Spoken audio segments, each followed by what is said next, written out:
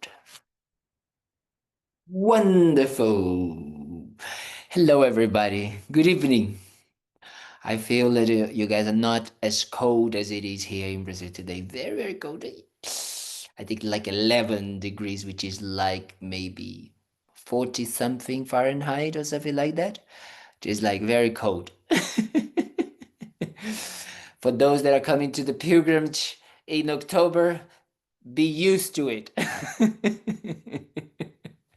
We're gonna have a good weather over there like that. Maybe even snow, it's possible to even have snow at this time of the year. It's not really common, especially nowadays, snow is coming later and later in the winter. But sometimes we could have in October some snow in Laudo. That would be very nice. But until we wait for that, we might not even be alive, right? We might not even actually get there. We might create all of the causes, all of the conditions, all of the situations just to go there, but we might not even get there. So that is a possibility. So as we've been meditating, this week in our weekly meditations, we are doing now meditating on on Wednesday, on death, and we have been meditating on that aspect. Yesterday we meditating on the aspect of death is certain, completely certain. It's the only certain thing actually we have in our lives, and we all share that certainty because all of us are gonna die. Either we like it or not. Actually, it's the certainty that if we think about it, all the people we know, that also now that we have met, or they passed away, or they are alive, but in 100 years they're gonna be dead. So that is certain. It's certain that we're gonna die and people will die. Doesn't matter what we do in relation to, even at some point the doctors and medicine, all of that, they will fail. But that is just one aspect of it, because the second aspect is that, okay, I understand that death is certain, but the time of death is completely uncertain. Very funny, no? Because death is certain, but the time of death is uncertain. So I have no idea when this is going to happen. Because I can die tomorrow, and death doesn't wait for our plans to be concluded. Because we start planning and say, oh yes, tomorrow, no, yeah, but I'm gonna do this and that, but it's like, I'm gonna do that. Means we should stop making plans? No way. We make plans knowing that things are uncertain, that death can come at any moment. So in this way, we live our lives with that knowledge of taking for granted, not taking for granted that we're going to live the next moment. So we choose how we're going to live the present moment, how we want to live the present moment. That is very, very, very important. And then we need to check what happens to us at the time of death. What helps us? What is going to help us to have a moment of peace and quiet and relaxation, at the time of death? Because normally we think there are material goods, maybe I'm gonna be in a comfortable bed, all of that, but time of death, that's not really that important. We're not feeling much, So all my friends and my money and my things and all of these we think is going to be enough, but actually if you think about it, what really matters is the seeds or the experiences we had and the seeds we planted in the continuity of our minds. Because today, last week, what did we talk about last week? Anyone remember? Anyone wrote it down? Maybe Bob or Deb, people that are writing down some of maybe someone one thing or another. What we talked about last week? Hold on and I'll tell you. Yes, Bob. Yeah, you know. 1 second. Or Um, Jack remembers. you said, give me 2 seconds here. Do you remember Jack or someone Yeah. else It knows as says, well? Ah, you talked about walking the path and involvement, the person, instruction, put into mind, heart, life, to live our life, a philosophy, a way of living life, a conscious choice, using my time, dealing with the situations, Buddhist inner being, the way, methodology, inner tools. Very good. That's definitely what we're talking about as well. But I think that the main topic, Jack, do you remember a little bit more what we talk about as well? Was it motivation We and talked about motivation, and then we Three talked types about of wisdom. the Three types idea of wisdom. yes, that idea that it is a path that will kind of like transform our motivation also in time, because we also discussed a little bit about the continuity of the mind. Remember, we talked about that. We talked about the continuity of the mind, that idea of continuity, and that's why it's also important that we talk about death.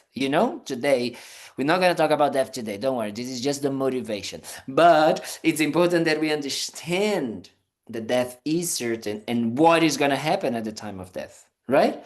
So it's important that we actually think about it. We're going to talk about death later on. But here, the idea is just for us to have that experience of like, okay, it's certain.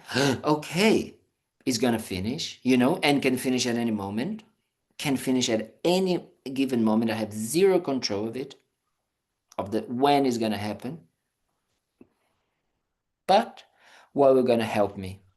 And that conclusion that only a mind that is peaceful, kind, loving, with no regrets. No, a life that is a mind that is just welcoming death as our good friend is actually helpful for us to continue our journey, our spiritual path, our Lamrim, our graduate path to enlightenment. It's what is going to be able to actually bring us. So that is very important, that when we are talking, like when we are starting any activity or anything that we do, especially when we're talking about the spiritual path, that we remember that. So important. Wow, wow, wow, wow, wow. We can die, and we can die at any moment. And at the moment of dying, Dharma is what is going to help us. So that it is to encourage us to actually say, I want to then practice. I want to study. I want to contemplate. I want to use my time. And I don't want to be obsessed. I don't want to be a junkie. I don't want to be a completely, addicted to the small meaningless affairs of life, of if I'm gonna paint my house white or blue or green, or that's very important. We think might be, but it's actually in the time, in the end of the day, in the end of our lives, we're never gonna even remember what color was our house.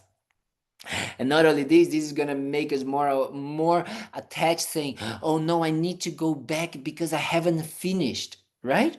And that creates that sense of like permanence, of like, "Oh no, I need to stay." And then we reborn again in samsara, again suffering, and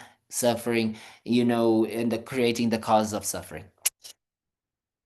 Not very nice. That's not what we want. So that's why we're here. That's why we're doing here together, That's why it's important that whenever we start our motivation, we have that in mind. Meditating on death is one of the most important things, because it is the idea of impermanence, right? That things are impermanent, including ourselves. So we normally talk about impermanence, about things outside, but we are also impermanent. Hmm? And impermanence is actually one of the main characteristics of reality, if we can put it like that. The reality is impermanent, the conventional reality. Everything is changing all the time. So we need to be a little bit more in accordance with that reality, and less with that created reality that we create, that we are permanent and we're not going to die today because we have full control and everybody can die but not me. So that's why, we can start like this. So we contemplate on that. We try to create that mindset. Say, okay, okay, maybe I am, maybe I can die. Maybe I'm gonna go to sleep. Who, like we have here 1, 2, 3, 4, 5, 6, 7, 8 people. Who is gonna be the first one to die, right? Of course, we all might think that it's gonna be, we're gonna need to check how old are we, and then we're gonna say, oh yes, the person who is the oldest is gonna die. I'm not sure. Maybe it's gonna be the young here. The young guy here is gonna be the one to go, you know. So that means we don't have that control. So really think about that, to use our time wisely. That is the most important part of it. So for that, we're gonna do this talk today. We're gonna do this blah blah blah, and that's why we're gonna also create our motivation, and we're gonna do the prayers, thinking about that. Okay, in this idea that I'm gonna try to use my time wisely, not only what I'm creating here, and before I go to sleep, I'm gonna have a very good positive intention. So when I go to sleep, I also go, with a positive mind, so I can also start creating positive imprints and positive seeds in my mind, even when I'm sleeping. This is very wise.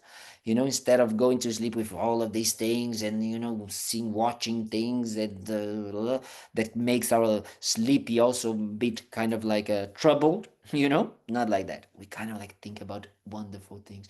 Wow, so precious, so happy, so many things good that I did today. That so many people helped me, so many people kind to me, and you go to sleep with that mind of compassion. Yes, we're gonna talk about the reincarnation in a second, Alex. We gotta go there. I'm just trying to really do the motivation, do the prayers. As I can. We're getting there. We're getting towards the prayers. So with that in mind, we try to create that intention to do everything that we're gonna listen, everything that we're gonna kind of like discuss today and talk about it, that it can bring us to that space of understanding our mind, so when we die we can have a peaceful mind, that whatever we do in between now and the moment of our death, we can use it wisely so we can benefit others. Okay, we try to create that intention. So we can visualize in front of us our gurus, the Buddhas and Bodhisattvas made of pure golden light, looking at us with the eyes of compassion and love and kindness and wisdom, accepting exactly as we are. And they are sitting there, in these beautiful thrones and beautiful landscapes, what we call Buddha fields, where everything is accomplished only to benefit others. And it is to encourage us to say, wow, we can experience that bliss and happiness and be of benefit to others. Wow, incredible. And then we can visualize, on the right hand side, our father of this life and all the male figures, and then left, our mother of this life and all the female figures, and in front of us all of those people that we have lots of difficulties, that we call enemies, which none of us have. But maybe we have some people that we don't like so much. So we just visualize them in front of us, remembering. It makes us, it's good to remind us that, oh, they are also sentient beings suffering. They also want to be happy. They also want, to actually have a good death. They also want to, use their time wisely. And behind us, all our friends and family, and surrounding us, all sentient beings of the different, you know, countries and worlds and galaxies, everything, universes, everything. So when we're gonna do these prayers, we're gonna do with this intention to guide them and ourselves and them, to a state of harmony with reality. So when we all die, we pass away from this life, that we may meet incredible conditions to continue walking our spiritual path towards enlightenment. So that's what we're going to do with that intention. So I'm going to try to share with you If I can, if I know how to do that. No, I don't know how to do. I think like this. Share. And now I can. Oh, yeah, here. So, in order to open our hearts towards others, so this blah blah blah talk doesn't become only about ourselves, we do the four immeasurables. May all sentient beings have happiness and the causes of happiness. May all sentient beings be free from suffering and the causes of suffering. May all sentient beings be inseparable from the happiness that is free from suffering. And may all sentient beings abide in equanimity, free from attachment for friends and hatred for enemies.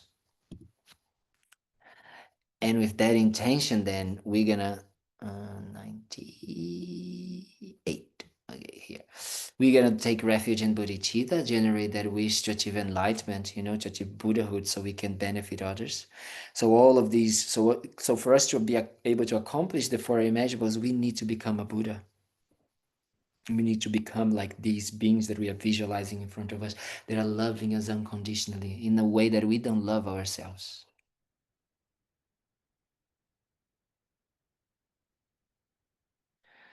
So with that, we take refuge. I go for refuge until I'm enlightened to the Buddha, the Dharma, and the Supreme Assembly. By the merits I create through listening to the Dharma, may I become a Buddha in order to benefit all sentient beings. I go for refuge until I'm enlightened to the Buddha, the Dharma, and the Supreme Assembly. By the merits I create through listening to the Dharma, may I become a Buddha in order to benefit all sentient beings. I go for refuge until I'm enlightened to the Buddha, the Dharma, and the Supreme Assembly. By the merits I create through listening to the Dharma, may I become a Buddha in order to benefit all sentient beings. Very well. Okay, so let's make a little recap of what we have checked out a little bit until today. We have talked about a spiritual path, that we need a spiritual path because we want to transform ourselves. And that we talk about that the Buddhist path, it is a path that is mainly done with the mind. So then we explored a little bit the mind, right? We talked about the clarity of the mind, awareness, the nature of the mind. And then we talked a little bit about the continuity, you know? So then I ask you guys to watch the movie, the documentary, Surviving Death, and Jack said that he watched it, and then Alex and Hannah also watch it. Deb also watch it, right, Deb? So how was it? I know you guys already, Jack said already something last week, but it's like, how was it? Any other, Alex, you want to tell you a little bit more, or Deb?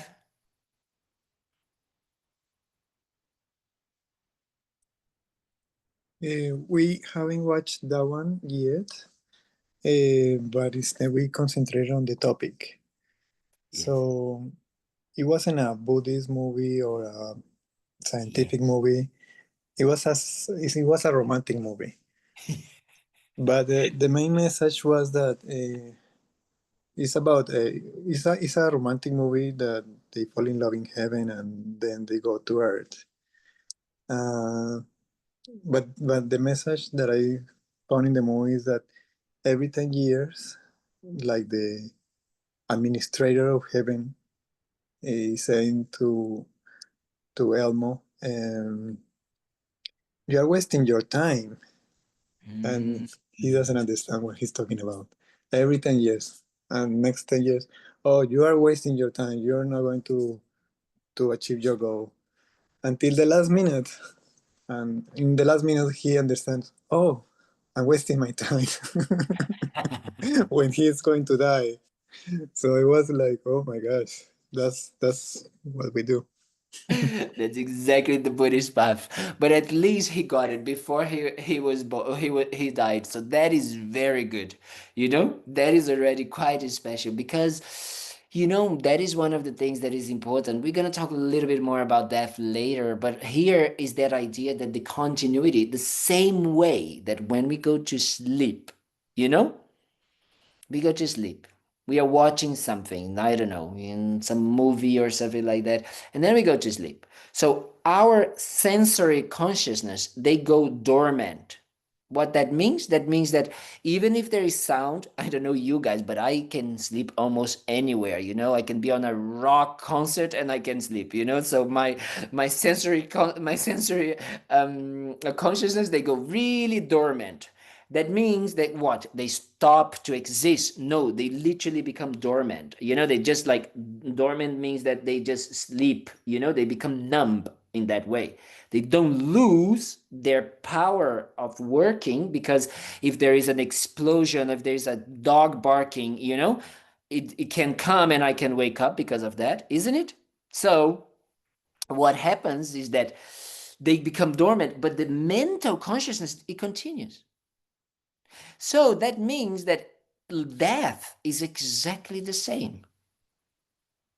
But instead of the sensory consciousness become dormant, it becomes dormant in like in this body, like it changes from this body, but it goes to another body. Because consciousness always needs a body in order to manifest itself, let's say like that. So that's why we say that in the Buddhist path, or in the Buddhist tradition, we say that we have different realms. Okay, these different realms are just different types of bodies that the consciousness comes in, kind of like manifests in order to experience those realms. So we have realms or bodies that are more subtle, like for example, what we call the ghosts realms, you know, or when we call about the God realm. They're all more subtle bodies. But then we have more gross bodies, like for example, the animal bodies. They are as thick like these, let's say, or gross as ours humans, but with a different condition, which is they don't have the same type of brain that we have, that they can have the same type of logic and articulation and all of that.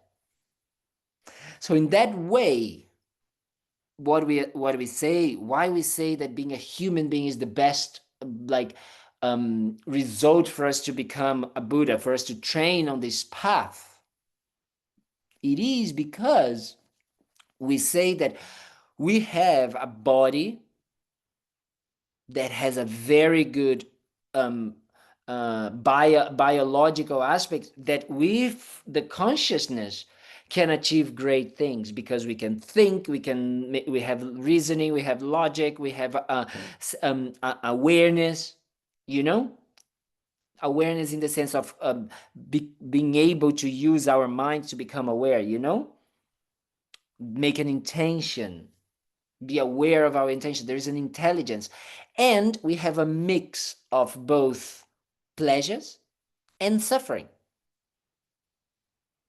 that will move us towards wanting even better pleasures and completely, you know, eliminate the suffering. So that is important when we are talking about, you know, rebirth, and when we're talking about continuity of the mind, that we understand that there are different realms in these, you know, what we call samsara, in this way that we are kind of like existing. Why? Because that's what the Buddha, because what we're going to talk about a little bit later, maybe not today, because probably I won't be able to start, but is that why the Buddha started teaching the Four Noble Truths. Because we need to understand that the Four Noble Truths was a way to stop being reborn with these different realms. We want to be free from these constant rebirth in these different realms. because that is the main issue that we have right now when we talk about continuity of the mind and death. Because if we're going to actually talk about it, when we talk about death, normally there's one very nice thing that maybe we can do that. Yes, we're going to do that when I'm there. We're going to do that on a Friday evening. We're going to do a death cafe. Okay? We're going to do a death cafe. We're going to come together, have some tea, well, maybe coffee, because you guys are, coffee people. So we're going to have some coffee and cake, or maybe we can have Coke and pizza. That much more American, then we can have that. Coke and pizza in talking about death. Because we're going to start checking that what actually is the problem when we talk about death is the fear of the unknown, right? Normally something that really moves us. In the Buddhist, we also talk about the unknown, but actually we say that we only have 6 choices because there's only 6 realms where you can be born in. So there are, actually we can divide these 6 realms in 2 upper realms and lower realms. What it means, lower realms and upper realms? The amount of suffering and the amount of pleasures. So the upper you are, the more pleasures you have and less suffering you have. The lower you go, the less suffering you have and the less pleasures you have and the more suffering you have. So the lower realms are the realms of animals. That for us is very easy to know. And why it is lower than the realm of the human realm? Because especially what I talked about already, which is the intelligence. They have less what we're gonna call free will than us, because they has less intelligence in the sense of deciding and thinking and analyzing, we don't see animals, or we haven't studied yet to check completely if animals can completely understand, and kind of like analyze things. So that is the point why we say that animals also, in the relation that animals cannot listen to the Dharma and contemplate on the Dharma, right? All of these things that I'm here, even if I have my cat, or Anne and Maggie and Margaret, normally they have their dogs with them and their dogs are listening to it, but we don't know how much they're actually getting and being able to sit down then and meditate, or sit down and decide to change their behaviors, right? So they don't have that. So that is why they are part of the lower realms. And then we have the lower realm of what we call not only ghosts, but we call them hungry ghosts. Okay? Hungry ghosts in the sense of that these beings, they have very kind of like bodies. They're, in some ways they are more subtle, because they're like, we cannot really necessarily see them, but they have kind of like their bodies is like long arms, and then big bellies, and they are very skinny, but they are constantly craving for food and water. That's what the text says. Okay? And if you see an image, there's a beautiful Brazilian photographer, photographer, photographer, yes. So he is very special. He passed away this year. A very special man called Sebastião Salgado. Very special, very famous actually. He's quite famous around the world. And he did a lot of portraits of humans. And he has a beautiful exhibition and a book nowadays, which was when he went to Africa. And you can see those human beings in the horrible conditions, with those big bellies, very skinny with big bellies and long arms. So, you know, some people think that sometimes these realms don't necessarily need to be an outer realm, but it can be just something here. Okay? But the way that the descriptions talk about it, they talk as if it is something outside of this human realm that we experience. But you can see a little bit, those beings looking for water and food and being completely starved, starving to death. And then we have hell realms, which is different realms, different types of hell, the cold hell, the warm hell, the hot hell, where things kind of like melt and just go into the body. Lots of suffering. We talk about it as well. So also in this life, we can see that, people working in certain situations, some slave situations or war zones, exactly like that. People being mutilated. Yes, understand, like cutting down their arms, their kind of like limbs, like that. We also have many descriptions. It's very funny because the descriptions of the text are very similar to some of the things we see it right now. And all of that, like the mind is really suffering a lot as well. Okay? So why am I talking about these different realms today? Because we need to decide of the continuity of the mind. We need to understand that the continuity of the mind can go to these different realms. So then we have the upper realms. The first level of the upper realms is the realms that we are in, called the human realms. And as I explained, it has a mix of pleasure and pain, quite balanced. And sometimes we have more pleasure than pain, but sometimes we have more pain than pleasure. It depends on how the roller coaster is. So, and then we have the semi-gods and the god realms. So they are much more ethereal. I'm gonna use this word. That means they are more. The bodies are subtle, and whatever they want, they can have it. They want like pizza. Boom, they have. They don't have the pizza, physical pizza. They have the experience of eating the pizza. So you don't need the pizza. It's much better. It's just like, and they feel satisfied. You know. They want to have like the experience of the wind, they feel it. They have an experience of the sun, they feel it. Just like whatever they want, they can.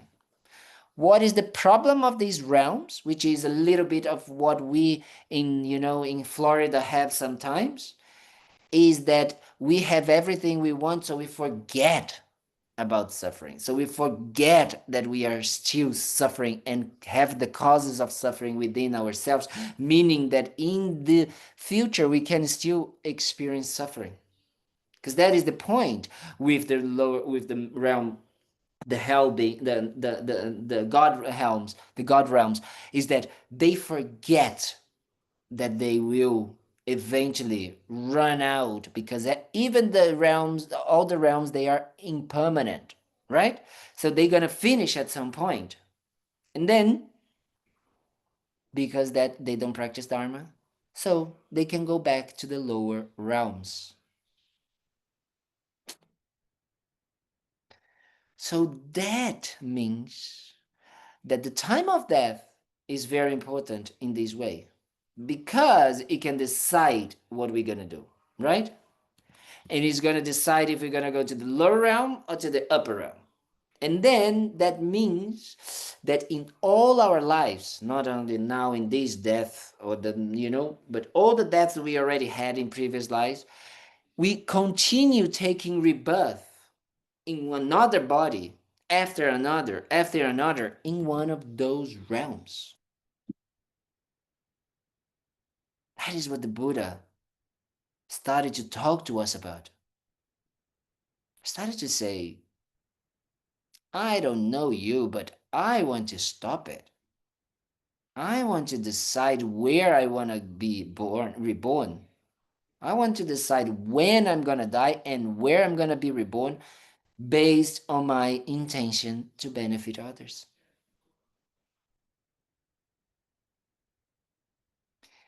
So that is what is gonna kind of like start. This is the main point of the decisions that we're gonna make in relation to our motivation. Because the motivation of the Buddha was to benefit sentient beings. So for that, he needed to be out of this, free from this cycle of being reborn again and again and again. Because these rebirths, they are suffering. So we need to be free from suffering and having the qualities of the mind that is omniscient and has everything, knows everything, so we can help others to also be free from this. So this is the mind of the Buddha. So this is the most advanced level of motivation. But then maybe I don't care about others and I just want to be myself free from suffering and free from this rebirth.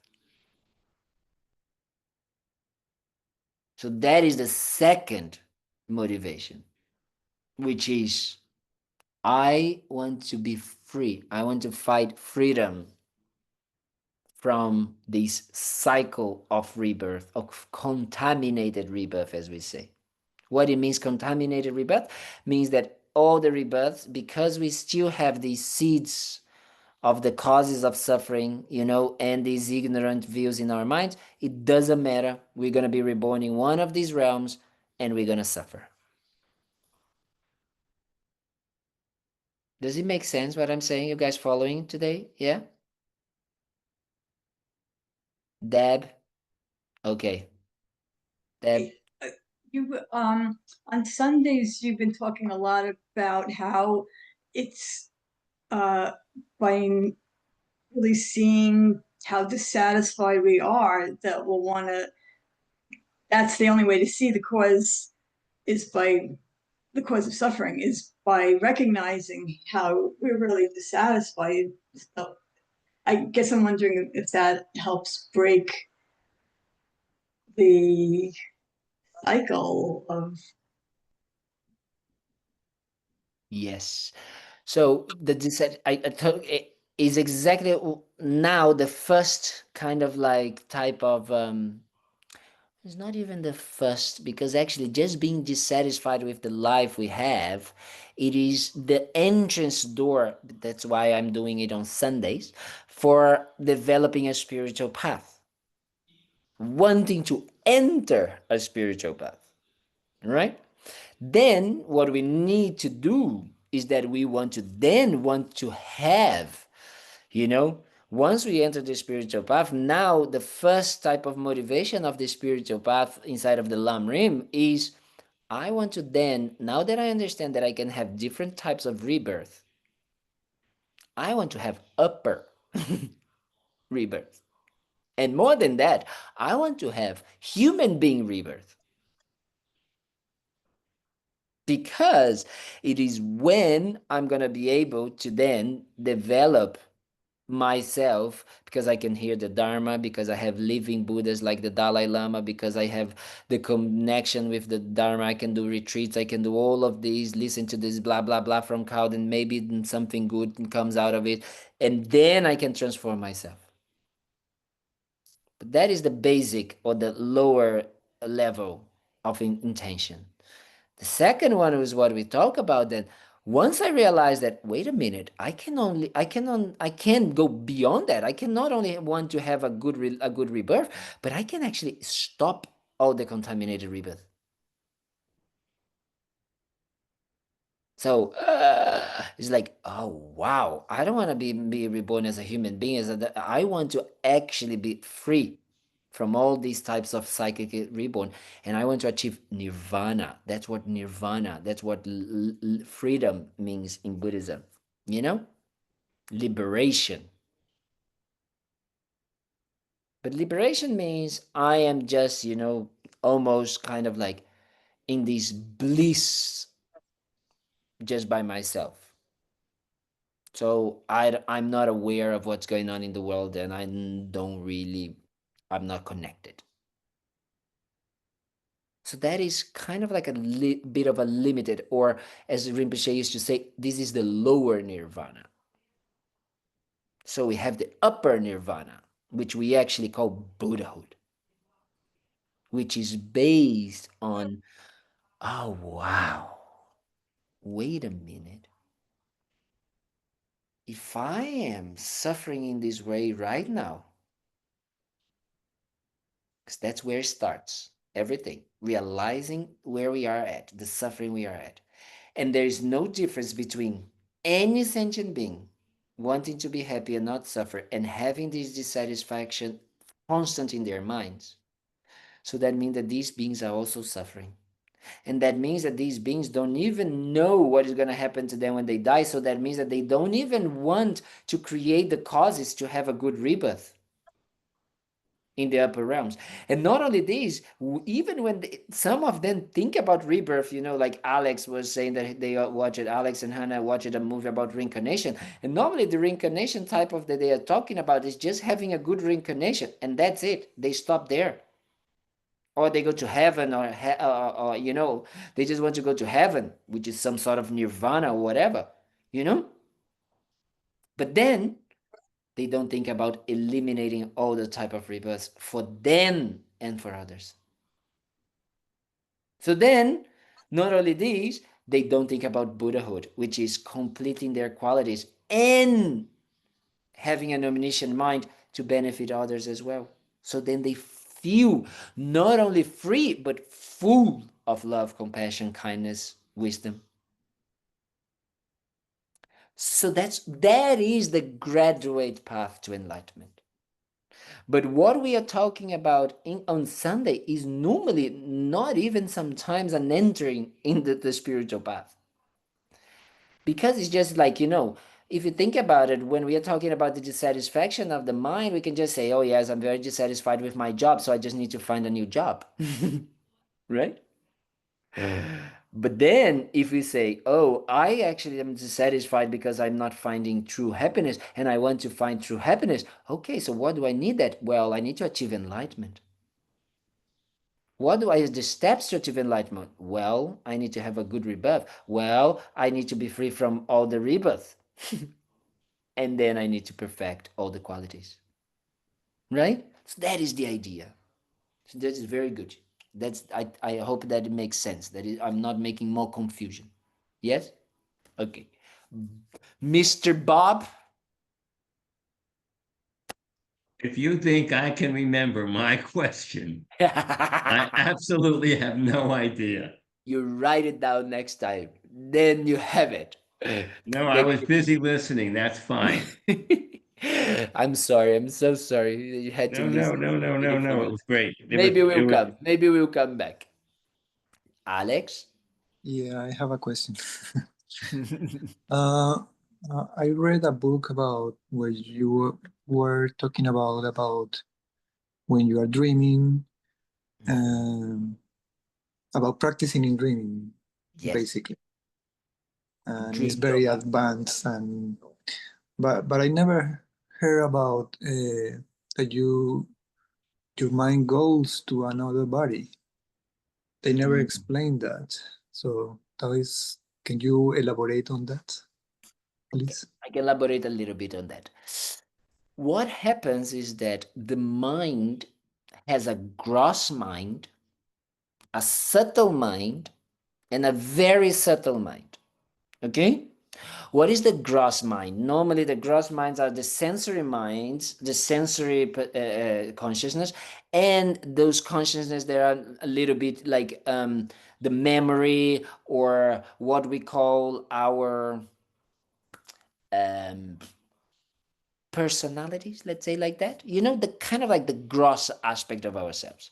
Then we have a subtle mind, which is more about, kind of like more intentions, more kind of like thoughts and things that are a little bit more subtle than the gross kind of like experiences of the sensory experiences. And then those intentions, those movements of mind, you know, from the subtle mind, they leave something even subtler, which is imprints. And those imprints, they kind of like get stored in the subtle mind. It's a big discussion what I'm saying as well, okay? Because some different schools are gonna say there's no such thing as a kind of like a storage mind. Some of them are gonna say that there is, but it's actually subtle. You cannot call it mind. There's a huge discussion on how you would phrase it. But I'm just saying in this way because it is the easiest way for us to understand the main point, which is that the subtle mind is connected with this body, for example, okay? With what we call the winds, which is our life force. Okay? So the wind and the subtle mind, they are kind of like almost like one and the same, but they are actually two little, like the descriptions in the text is like they are like a drop, you know? Like a little drop. Very subtle, as if they were kind of like here in the heart chakra. Okay? I don't know if you can see, but like here in the heart chakra. Okay? So then, so the mind, the consciousness is also kind of like moving, no? Because we have the sensory consciousness, that all the different sensory consciousness, which is they are not in some ways like here, but they are moving in our body through these winds. So they need the body in order to be strong, to have all of the necessary kind of like health, biological kind of like aspect to be functioning as well. So this wind can actually work. But let's say that this wind, the way it moves to through intention, through action, let's say like that, which is karma right now. Right? So it's actually what is moving this is the intention. So that's why when we say that when we the causes, the Buddhist way to say the reason why we died is because of our lack of positive karma. We ran out. So that means doesn't necessarily mean that the body has decayed, because otherwise, you know, how does young people die? It's just because we lost the necessary amount of kind of like karma or positive karma to have that wind connected with that, you know, that consciousness and that wind connected. So the moment of death, what happens is that the body, let's say a normal death, okay? So we can kind of like explain a little bit better. The normal death, someone is lying down in bed and then the body starts to shut down. So then you start to have the dissolution of the elements. So you go from gross elements to subtle elements. So for example, you go from the earth element, which is the components of our body. Our body is component by earth element, fire element, water element, earth, water, fire, wind. Okay? And the subtle consciousness. And then, so when we start to die, it means that the earth element starts to almost turn it off. So then we start to have certain visions, we start to having also kind of like sensations, you know? Then, like for example, when we die, when the earth element starts to go, we start to stop hearing. Then when the water element turns down, like stops functioning, then we start to feel dry, so we cannot speak anymore. Then the fire element starts to go down, our sight finishes. Then the wind element goes down, then we start to have like visions, you know, like almost like we are not anymore. And then at this moment, what happens is that the consciousness goes, you know, then into three different aspects as well. Then it goes into the white, like we have an like experience of white, and then we have an experience of red, which I'm not gonna go into this right now because otherwise we never finish this class. And then we have an experience of black, of completely darkness. And then what happens is what at that moment, when the mind and the body, the less connection with the gross body, of with the components of the body, they start to subside. This is the moment when we have an experience of the clarity of our mind. Why? Because the mind is totally, almost free from the connection with the body, the matter. It's just connected with the subtle wind, which is very subtle. So we don't have that kind of like heaviness that we all know, and especially the more we get older, I think we know the heaviness of our bodies, right? It's literally a burden at some point, Lama Zopa Rinpoche, people say that he was getting old and he was just like saying, I'm just tired of this body having to feed it and to kind of like go to the toilet, and then and then you start to kind of like, he started to also become tired because he had like the how do you say, the stroke. So he had to kind of like difficulties and all of that. So it's just a burden. Okay, so then you go into the subtle. So there's this subtle mind. What happens that through the power of karma, which is the moment that you are having all of these dissolutions of these elements and these gross minds and all of that, okay? So the white mind is the dissolution of the gross mind, the red mind is the dissolution of the subtle mind, and the black mind is the dissolution of dissolution in the way of like this disconnection, okay, with the subtle mind. At that moment, we have what we call propelling karma, propelling intention, propelling action, which is like a last, let's say like that, impulse of our mind, okay, which is gonna throw us to another body, okay. It's almost like it's gonna make the little kind of like connection that we have it here be expelled to another body. Then we can go straight to one of these bodies of the 6 realms that I just explained, okay? Animal realm, hungry ghost, hell realms, human realm, semi-god, demigod, and god realm. Okay, you can go straight to that, or you can take, which is normally, you can take a bardo body. Bardo means in between. Bardo means the in between realms. Okay, it's almost like kind of like you're taking the train. Until you get to the next station, you are in this train, okay?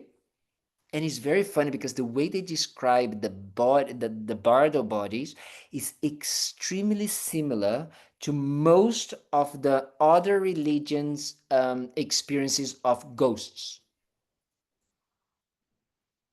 Right? Is that like they can go through the walls, they are a little bit ethereal or whatever, kind of like, they don't have that, like they don't have that, they think about it's almost like our dream, when we are dreaming, that we can fly, we can be one place, and then we think about another place, we are already in another place, like that, that feeling that we sometimes have in dreams, that we are kind of like, oh, I'm here now, but what, I'm here, or I'm naked, or kind of like I'm in front of all these people, or kind of like, or I used to have a dream at some point that it was like I was always trying to get a plane, and then I would just like think, and then I would be inside of the plane, but I would never be like, I don't know how I got there, but that's how the bardo beings means. It's just like they think about the thing and then they are there, So it's very, very beautiful. I had some teachings about the bardo with one of my teachers, and then he said something like that. If you want to know at the time of your death if you are dead or if you are in the bardo, if you're still alive,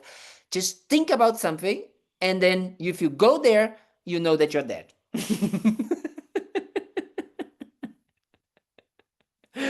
So, or you're gonna go walking on the beach and you're gonna try to look down and check if you're making kind of like living, how do you say, steps. If you don't have it, you're dead.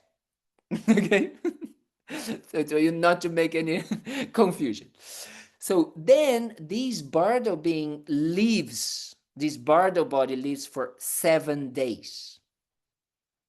Okay.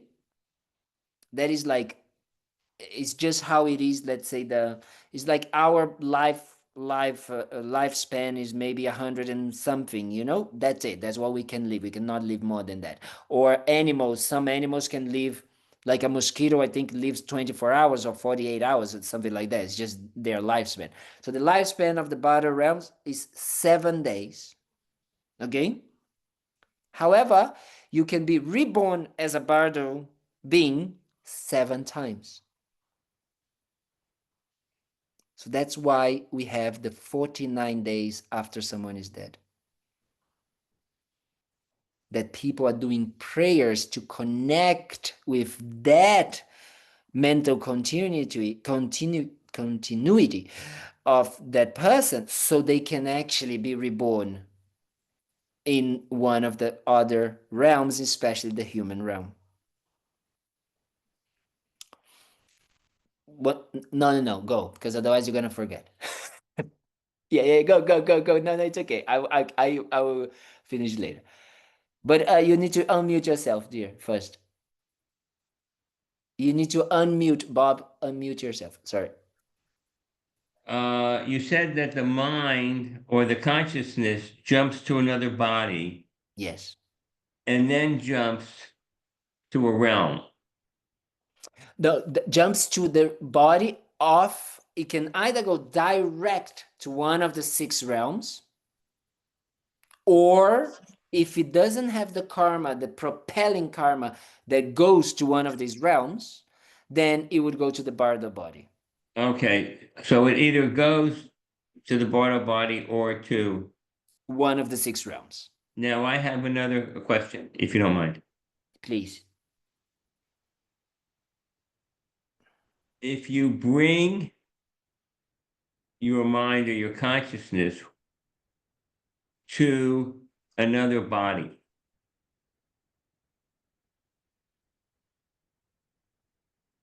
does that imply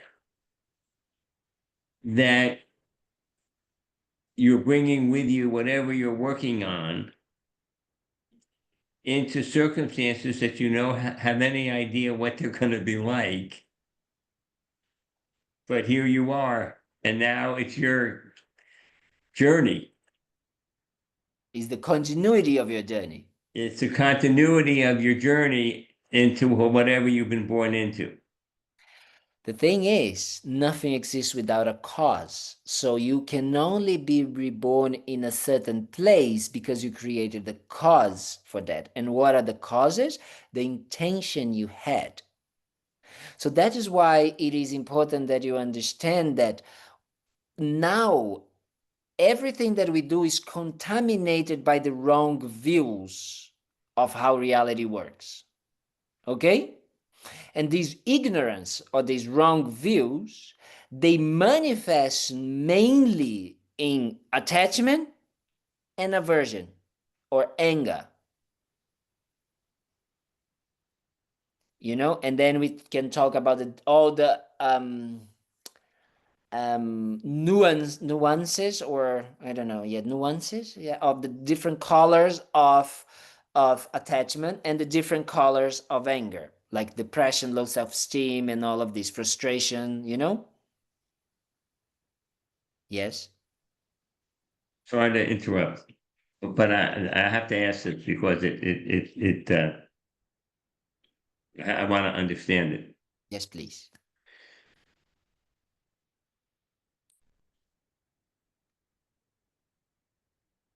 Are you saying that where you come back in the human realm, Mm-hmm. so if you come back into a very challenging environment, life, whatever, Yes. are you saying that's a result of your previous karma that you're bringing here? Or Yes. huh? Is exactly what I'm saying. So you're saying your karma previously wasn't that great? It's not about being great or not great, because if you are being reborn as a human being, there is a great karma in that. But that means that you also accumulate, because that is the most, very good what you're asking, because that is, I think, one of the most important parts of our understanding of what intention means.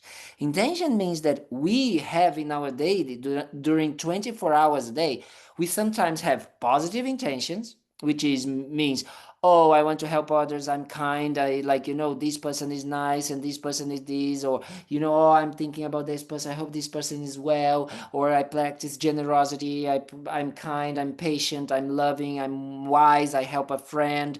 I have all of these things. So I'm creating all of these seeds, right?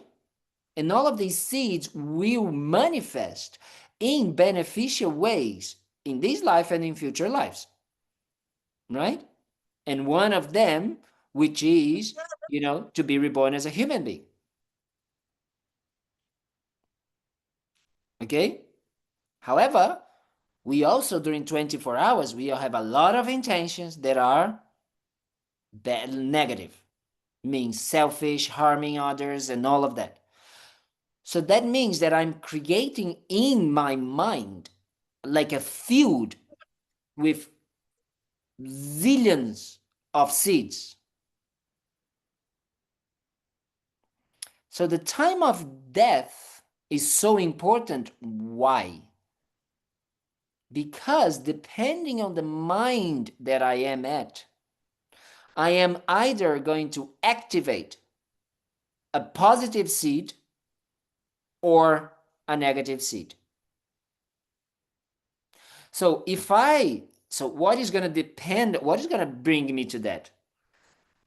The more I train in my life to have positive seeds instead of negative seeds, I have more probability, here's mathematical, right? To have a positive mindset when I die.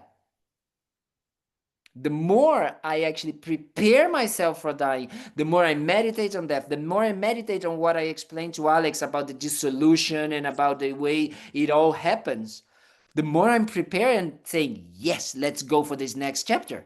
Instead of like, oh my God, I don't know what is gonna happen, and I haven't finished, and I'm so regretful, and then my mind goes into activating the next seed, because it's like going to sleep, right? Remember, if you're watching a movie that is angry movie, when you go to sleep, you have angry nightmares. So the time of death is the same. If I have a mind that is like, oh, I shouldn't die, I don't want to die, and all of that, then you go, whoosh, then you're going to propel yourself the next moment to a situation similar to that mindset. However, as we said, the mind that is being propelled has all these seeds.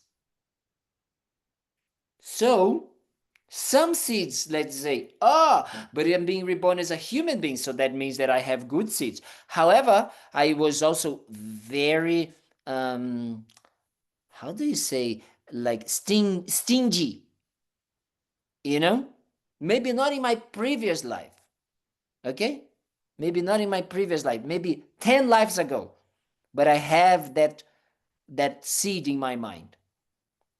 And in this seed, because maybe at the, in the moment that I was being reborn, in this moment, I kind of like that seed it germinated, maybe because of the path that I was, because of the thoughts that I was before I died. Maybe I thought, oh no, I hope that I am gonna be reborn in a rich family or something like this. You can think like that, and then that stinginess come out. Then, so you were reborn in the human level, but you were reborn as in a poor family. Because karma is intertwined, is interconnected. It's not just like a cause and effect like this. It's just causing and affecting each other as well. For example, you're being reborn in this life as a man.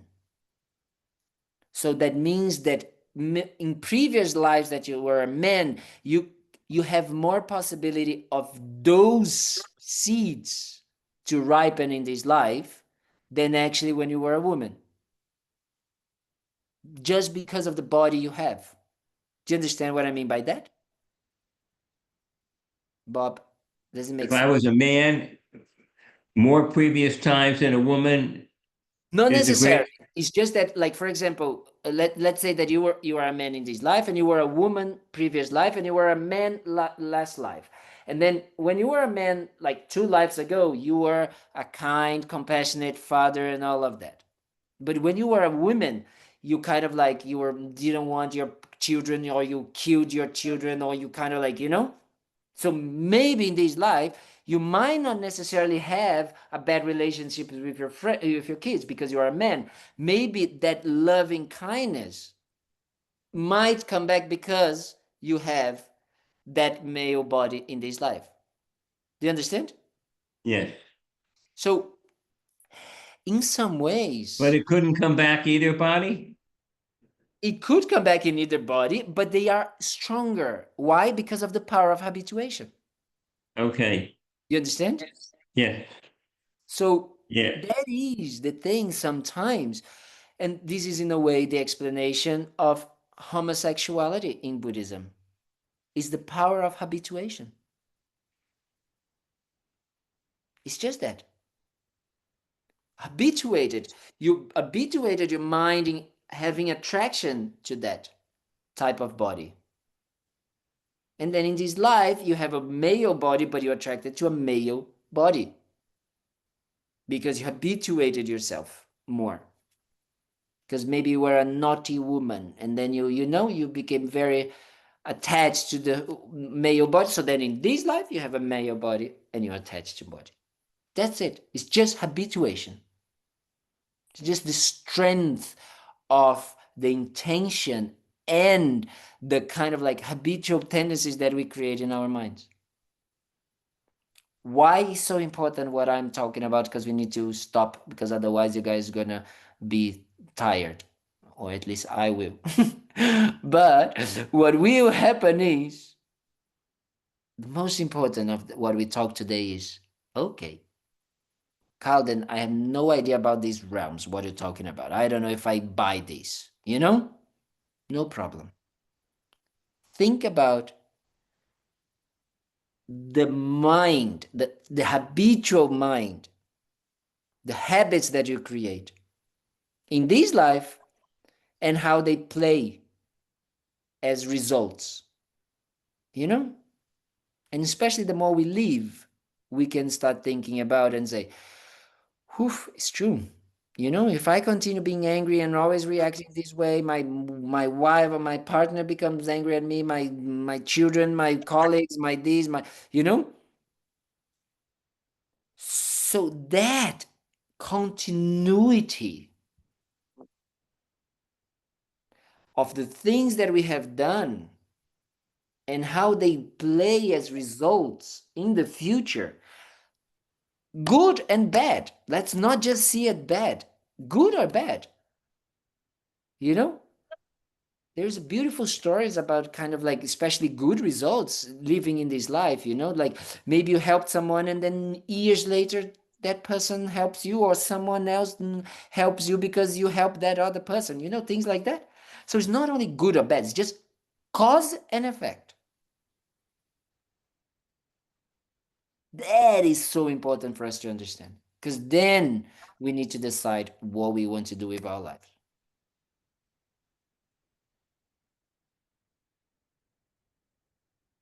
So then these explanation, and then next week we're going to talk about the Four Noble Truths, and then we're going to start finally the small scope of the Lamrim.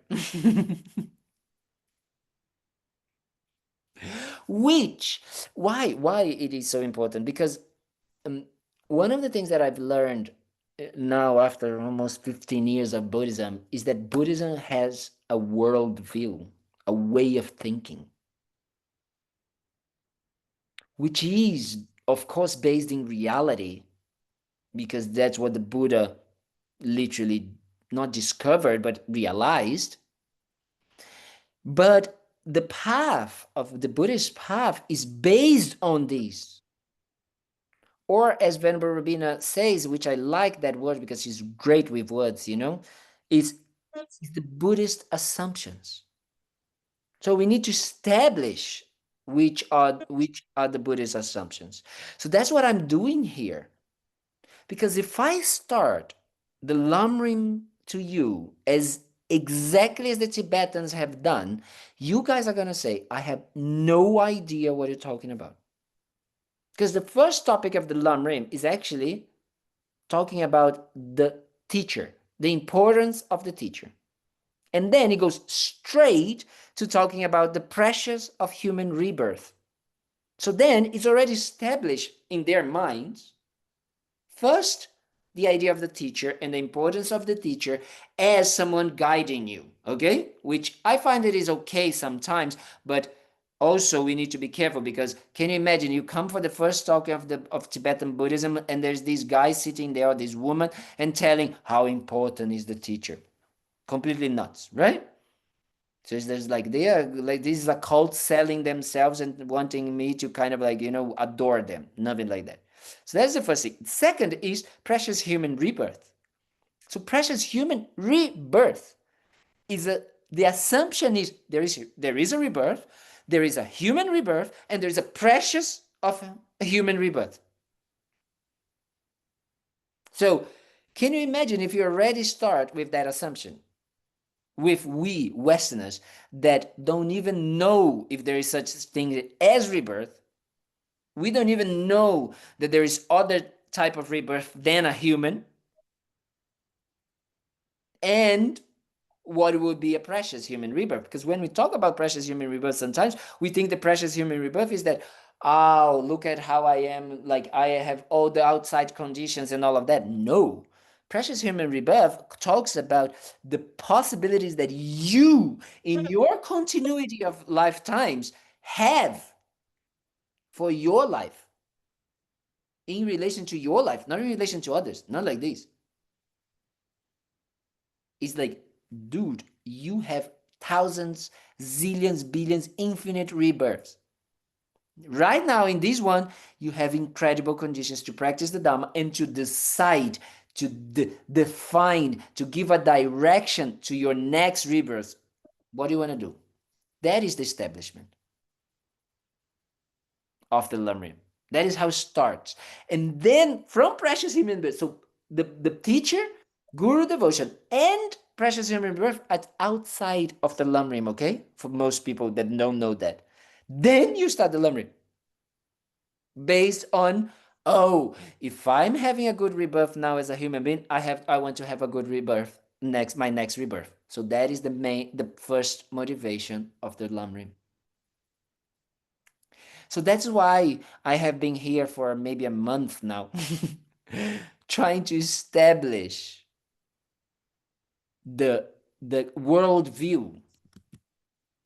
You understand? It's just like as I like Thubten Children is she because she wrote these beautiful books with the Dalai Lama, right? And she talks about the introduction of the Buddhist view. We need to introduction, and of course all of you here are much more educated in the Dharma, know much more Dharma than me. I don't know anything, but the idea of these teachings was to really present the Lamrim from zero to enlightenment. So I have to do that. So I hope that this is beneficial in some way. As a recap for all of you that know all of it, or an introduction for the world, for the Buddhist view. And then we're going to slowly go in deeper, because in a way, once you start that, then the Lamrim becomes, oh, of course, now I understand that, because it is in relation to that worldview, to this basic worldview of Buddhism, of reincarnation, of how the mind works. Okay?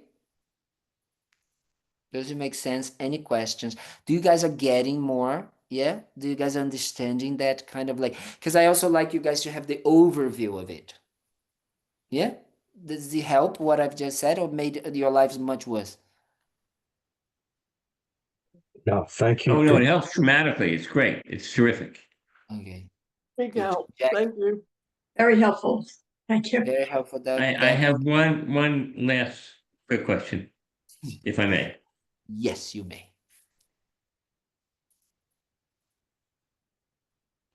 When you were describing, and I could go back and see exactly how you said it, but you know, you have rebirth and then you have the beliefs and you're working towards that. So you're really talking about your mind becomes the conditioning you've experienced. And then at some point you have to go, whoa, that's not me. I don't know if I follow. In other words, you can get born into conditioning where it's exactly the opposite of the teachings that you're bringing, but the conditioning is so powerful. It takes a while to get to that point where you have, you know, the opportunity to start to transform your mind. Yes.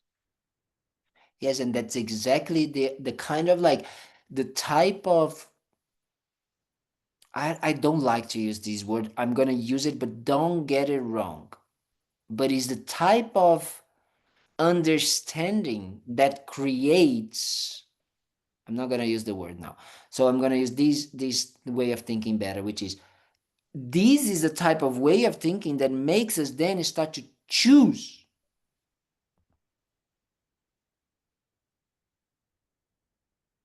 The Because path. if we understand cause and effect, we start to really, just with our minds, to say, wait a minute, do I want to lose money or make money? A simple question.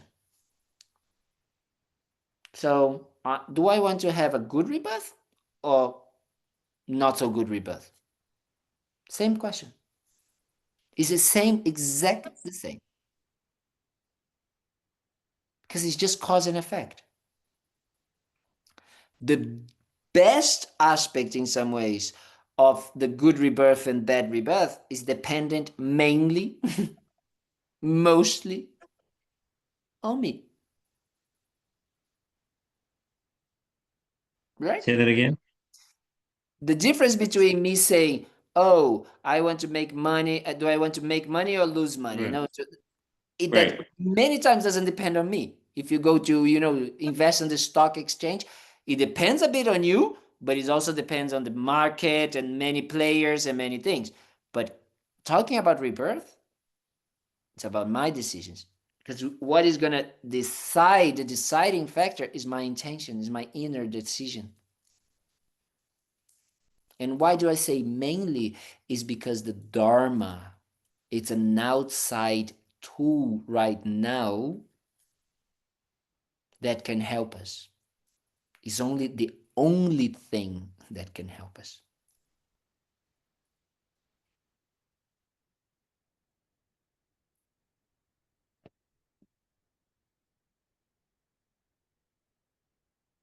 It is still depending on us. Yes, it is still depending on us if I'm going to practice Dharma or not. But, as we say, the power of the intention of the teachers, of, the Buddhas, they are rooting for us. They are like, yes, come on, yeah, have positive intentions, have positive mindsets, help others, have that mind. So why? So we can have good rebirth, so we can go closer and closer towards developing those higher motivations until enlightenment. That's why we talk about the Guru devotion in the first point.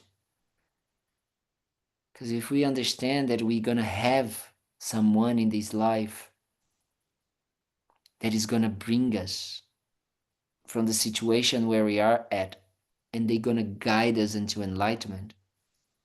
Wow. That's why it's so important. Because right now we don't know. So we need to learn, we need to contemplate, we need to meditate, we need to, develop those minds so the Dharma becomes our mind. There's a beautiful text that talks about that says, may the path become, may the mind become the path and the path become without obstacles or something like this. It's beautiful.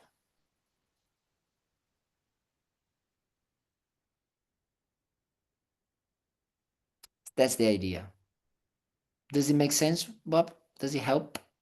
Oh, absolutely. Terrific. Great. Thanks a million. I really appreciate it. Okay, that's good.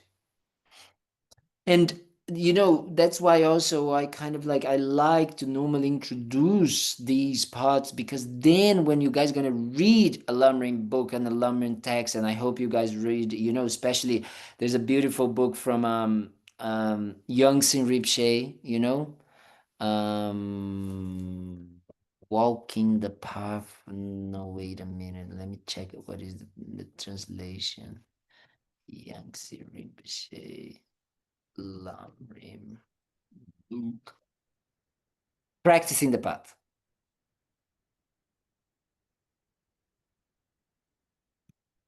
Practicing the Path. When you're gonna read it, you're gonna be a little bit more like, okay, makes sense. Okay, Kalden kind of taught me, at least told me those aspects, and not because you're going to read, which happens sometimes, that people come to the 10 days introduction in Kopan, and then they have a little bit of a taste of the Lamrim, and then what happens is that they go, and they going to read again the Lamrim, and they not going to understand.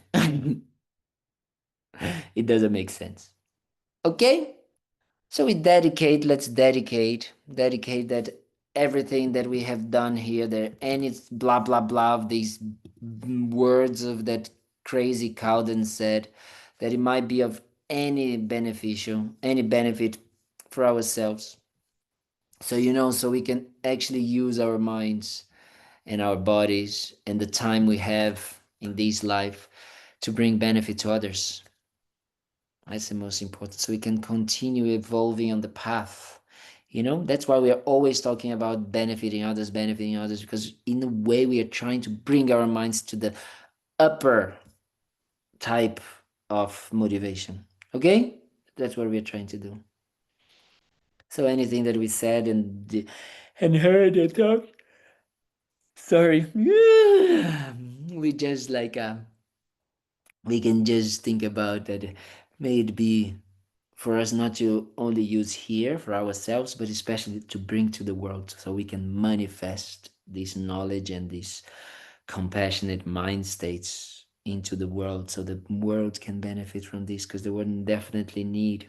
So all the war, all the famine, all the disputes, all of the hunger, the thirst, all the illness, everything can be eliminated, because all of them come from these wrong views and these self-cherishing, selfish attitudes. So the Dharma is the direct antidote to the causes of that. So if we practice Dharma in ourselves and we practice outside manifestation of Dharma, then the world becomes a better place. And because of that, we also dedicate for our teachers, because if it was not because of them, their kindness, and them walking their path and evolving on their path and really going through through all of these hardships that we are going through, to having to listen to this blah blah blah, because of them doing that, now we can listen to the Dharma and we can actually connect with these incredible tools and antidotes. So we request their long and healthy lives, and especially, they can keep turning the wheel of Dharma for ourselves and all sentient beings, not only in this life, but until we achieve enlightenment. And especially His Holiness, and all our personal teachers. And especially we dedicate for Lama Zopa Rinpoche to come back, in a way that he can teach us and continue giving us advice, so we can continue advance on our path to enlightenment. And we dedicate for Thubten Kunga Ling to continue being a center, with authentic Dharma teachings, with incredible, teachers like Venerable Tendron, like Rabina, like, Venerable Emmy, many incredible teachers that you guys have. And that the center can be a community as well, a place for us to meet people, same like-minded people. But not because, we want to create a sect or a group, but because it encourages us, becomes a community to help us, support us on this path. So we dedicate for that. So we're going to do the dedication list. The dedication prayers. May the supreme jewel bodhicitta that has not arisen arise and grow, and may they which has arisen not diminish but increase more and more. Janchu Seng Churin Poche Ma Ke Pa Nan Ke Gyurti Ke Wa Nyam Pa Me Pa Yang Gone Gondu Pe War Shu. I'd like to do another one, which is, may the Supreme Dew correct view that has not arisen arise and grow, and may that which has arisen not diminish, but increase more and more. That means bodhicitta and emptiness, the correct view. So may they continue to grow and arise in those minds that haven't arisen yet. And then we dedicate for His Holiness long and healthy life. In the land encircled by the snow mountains, you are the source of all happiness and good. All-powerful Chenrezig Tenzin Gyatso, please remain until samsara ends.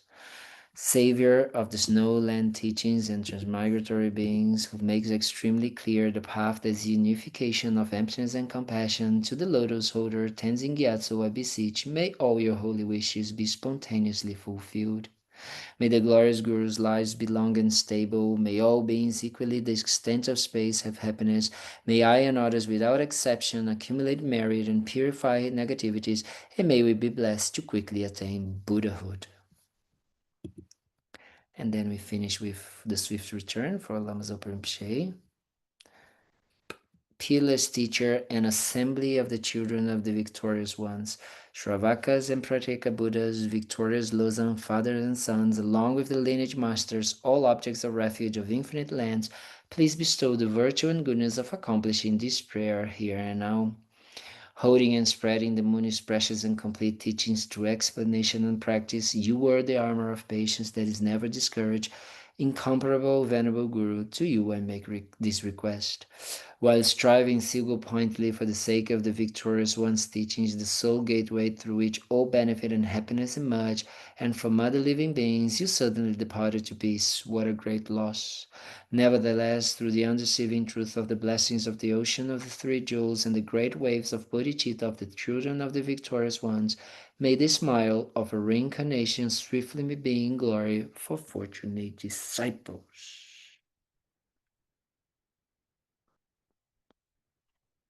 Okay, thank you very, very much. I'm very sorry we finished later today. I hope it was in any way beneficial. And I see you tomorrow for our meditation on death. And I see you Thursday for our Lojong mind training teachings. Otherwise, Sunday I see you as well. Good Thank you, night. thank you, thank you. Thank you so Thank you, much. thank you. Thank you. Thank you and good night. Thank Thank you. you. Good Thank night. Good Jack, night, everybody. help Good me night. with this. Thank Don't we you. have a puja on Thursday night? Oh. Oh, yeah, yeah, maybe.